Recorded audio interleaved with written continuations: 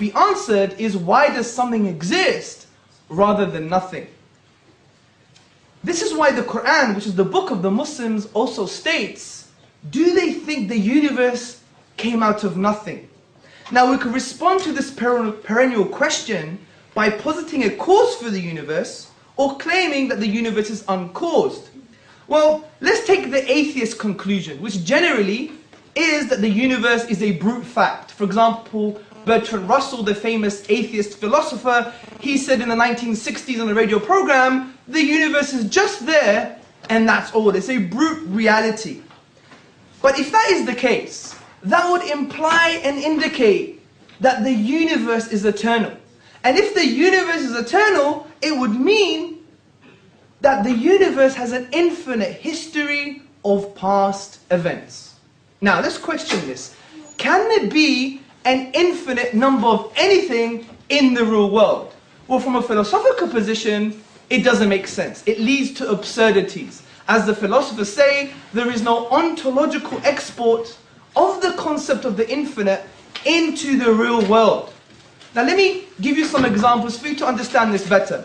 Imagine we have an infinite number of Richard Dawkins in this room, okay? And say I took 10 Richard Dawkins away, how many Richard Dawkins do we have left? Infinity or infinity minus 10. Whatever position we take, we should practically be able to count how many Richard Dawkins there are in this room, but we can't. It leads to absurdities. Another example. Imagine there are 100 Richard Dawkins in this room, and at every possible moment, I add another Richard Dawkins. Richard Dawkins 101, Richard Dawkins 102, Richard Dawkins 1,000,001, and so forth. Will I ever reach a number of Richard Dawkins which we can describe as infinite? No, because we could always add another Richard Dawkins. So what does this say to us? This says to us that the infinite in the real world doesn't exist. In the mathematical realm of discourse, it exists because it's based on certain axioms and conventions. But in the real world, it simply doesn't exist.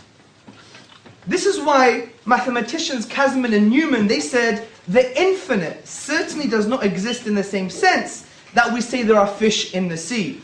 Also, the famous German mathematician David Hilbert, he said, the infinite is nowhere to be found in reality. It neither exists in nature, nor provides a legitimate basis for rational thought. The role that remains for the infinite to play is solely that of an idea. But brothers, sisters, and friends, events are not just ideas, they are real things. Therefore, the number of events in the universe cannot be infinitely long. They must be finite. And that would indicate that there must have been a beginning to the universe. And if the universe had a beginning, therefore it must have a cause. Now this is supported by scientific evidence, astrophysical evidence. Has everyone heard of the Big Bang? Put your hands up.